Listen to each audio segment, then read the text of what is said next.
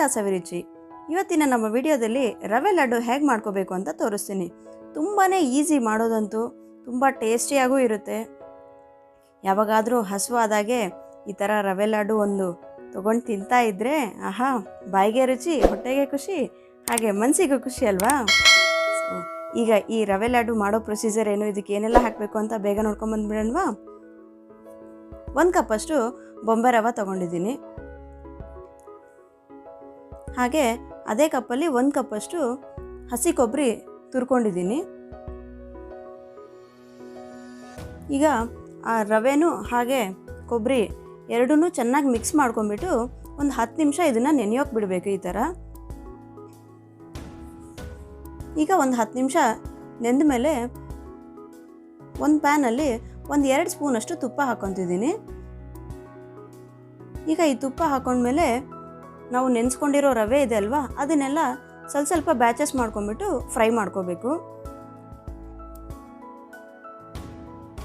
ನೋಡಿ, 10 ನಿಮಿಷ ನೆಂದರೆ ಟೇಸ್ಟ್ ತುಂಬ ಚೆನ್ನಾಗಿರುತ್ತೆ. ಈ ಥರ ಸ್ವಲ್ಪ ತುಪ್ಪ ಹಾಕ್ಕೊಂಡು ಫ್ರೈ ಮಾಡಿಕೊಂಡ್ರೆ ಫ್ಲೇವರ್ ತುಂಬ ಚೆನ್ನಾಗಿರುತ್ತೆ. ಈ ರವೆನ ತುಪ್ಪ ಒಳಗೆ ಫ್ರೈ ಮಾಡ್ತಾ ಇದ್ದರೆ ಗೋಡಂಬಿ ಫ್ರೈ ಮಾಡಿರೋ ಫ್ಲೇವರ್ ಬರ್ತಾ ಇರುತ್ತೆ. ಈ ಹಸಿ ವಾಸನೆ ಹೋಗೋವರೆಗೂ ಚೆನ್ನಾಗಿ ಫ್ರೈ ಮಾಡ್ಕೋಬೇಕು. ಇದನ್ನು ಒಂದೇ ಸರಿ ಎಲ್ಲ ಹಾಕ್ಕೊಂಡ್ರೆ ನೀಟಾಗಿ ಫ್ರೈ ಆಗಲ್ಲ, ಹಾಗಾಗಿ ಬ್ಯಾಚಸ್ ಮಾಡಿಕೊಂಡು ಹಾಕ್ಕೋಬೇಕು. ನೋಡಿ, ಇಷ್ಟು ಫ್ರೈ ಆದಮೇಲೆ ಇದನ್ನೆಲ್ಲ ಒಂದು ಪ್ಲೇಟಲ್ಲಿ ಟ್ರಾನ್ಸ್ಫರ್ ಮಾಡ್ಕೊತೀನಿ.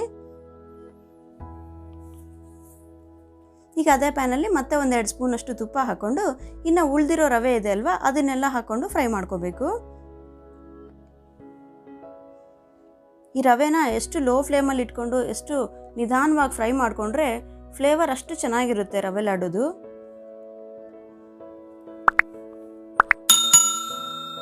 ನೋಡಿ, ಹೀಗೆಲ್ಲ ಚೆನ್ನಾಗಿ ಫ್ರೈ ಮಾಡ್ಕೋಬೇಕು.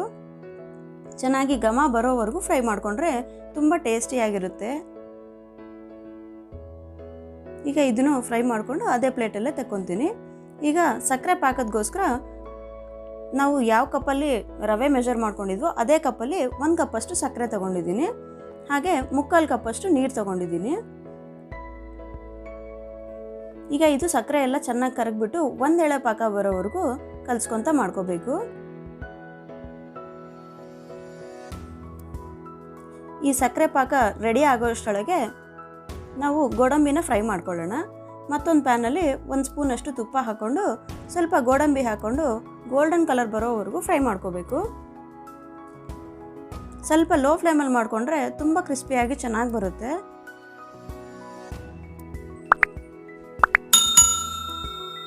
ನೋಡಿ, ಈ ಥರ ನೀಟಾಗಿ ಗೋಲ್ಡನ್ ಕಲರ್ ಬರೋವರೆಗೂ ಫ್ರೈ ಮಾಡಿಕೊಂಡು ಇದನ್ನೊಂದು ಬೌಲಲ್ಲಿ ತಗೊಂಡು ರೆಡಿ ಇಟ್ಕೊತೀನಿ. ಈಗ ಸಕ್ಕರೆ ಎಲ್ಲ ಚೆನ್ನಾಗಿ ಕರಗೋಗಿದೆ ನೋಡಿ. ಹೀಗೆ ಕರಗಿದ ಮೇಲೆ ಮತ್ತೆ ಒಂದು 3-4 ನಿಮಿಷದವರೆಗೂ ಬಾಯ್ಲ್ ಮಾಡ್ಕೋಬೇಕು. 1 ಎಳೆ ಪಾಕ ಬರೋವರೆಗೂ ಕುದಿಸ್ಕೋಬೇಕು. ಇದನ್ನು ಸ್ವಲ್ಪ medium to high flame adjust ಮಾಡ್ಕೊತ ಮಾಡ್ಕೋಬೇಕು.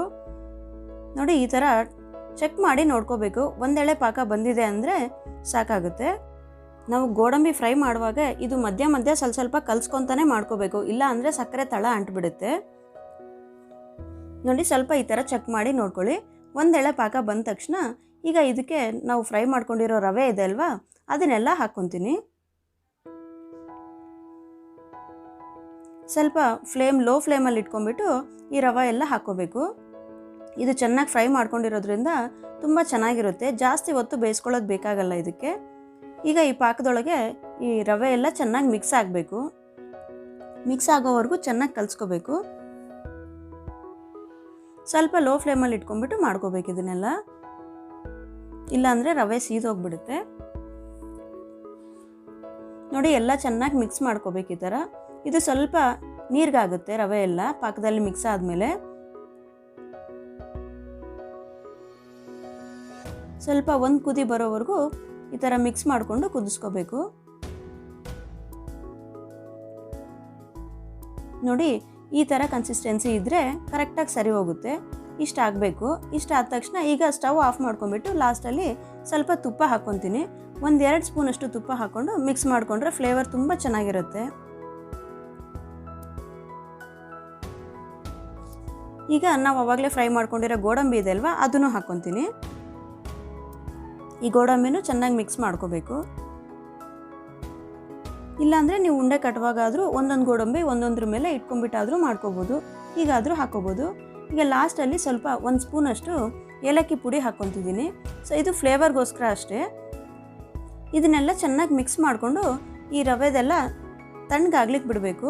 ಎಷ್ಟರವರೆಗೂ ತಣ್ಣಗಾಗಬೇಕು ಅಂದರೆ ನಾವು ಟಚ್ ಮಾಡಿ ನೋಡಿದರೆ ನಮಗೆ ಕೈಗೆ ತಡೆಯೋ ಅಷ್ಟು ಇರಬೇಕು. ಅಷ್ಟು ತಣ್ಣಗಾದ್ಮೇಲೆ ನಾವು ಲಡ್ಡು ರೆಡಿ ಮಾಡ್ಕೋಬೋದು.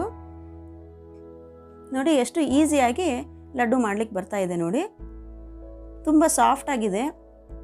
ಇದು ಮಾಡಿರೋ ದಿನ ನೆಕ್ಸ್ಟ್ ಡೇ ತಿಂದರೆ ತುಂಬ ಚೆನ್ನಾಗಿರುತ್ತೆ, ಸ್ವಲ್ಪ ಗಟ್ಟಿನೂ ಆಗುತ್ತೆ. ಹಾಗಾಗಿ ಇವಾಗ ಸ್ವಲ್ಪ ಮೆತ್ತಗಿರುವಾಗೇ ಆಫ್ ಮಾಡ್ಕೊಂಬಿಡಬೇಕು. ನೋಡಿ ಈ ಲಾಡು ಎಲ್ಲ ನಿಮಗೆ ಯಾವ ಸೈಜ್ ಬೇಕೋ ಆ ಸೈಜ್ ರೆಡಿ ಮಾಡ್ಕೋಬೋದು.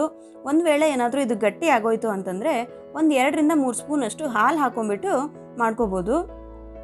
ಇದು ಹೀಗೆ ಮಾಡಿಕೊಂಡ್ರೆ 1 ವಾರದವರೆಗೂ ಸ್ಟೋರ್ ಮಾಡಿ ಇಟ್ಕೋಬೋದು. ಹಾಲು ಹಾಕ್ಕೊಂಡ್ರೆ 3 ರಿಂದ 4 ದಿನದವರೆಗೂ ಮಾತ್ರನೇ ಸ್ಟೋರ್ ಮಾಡಿ ಇಟ್ಕೋಬೋದು. ನೋಡಿ ಎಷ್ಟು ಬೇಗ ರವೆ ಲಾಡು ರೆಡಿ ಆಗೋಯ್ತಲ್ವಾ. ಖಂಡಿತ ನೀವು ಮನೇಲಿ ಟ್ರೈ ಮಾಡಿಬಿಟ್ಟು ನಿಮ್ಗೆ ಯಾವ ಥರ ಬಂದಿದೆ ಅಂತ ನನಗೆ ಕಮೆಂಟ್ ಮಾಡಿ. ನಿಮ್ಗೆ ಈ ವಿಡಿಯೋ ಇಷ್ಟ ಆಗಿದ್ರೆ ದಯವಿಟ್ಟು ಒಂದು ಲೈಕ್ ಮಾಡಿ. ಮತ್ತಷ್ಟು ಒಳ್ಳೊಳ್ಳೆ ರೆಸಿಪಿಗಳೊಂದಿಗೆ ಮತ್ತೆ ಭೇಟಿಯಾಗೋಣ. Thanks for watching.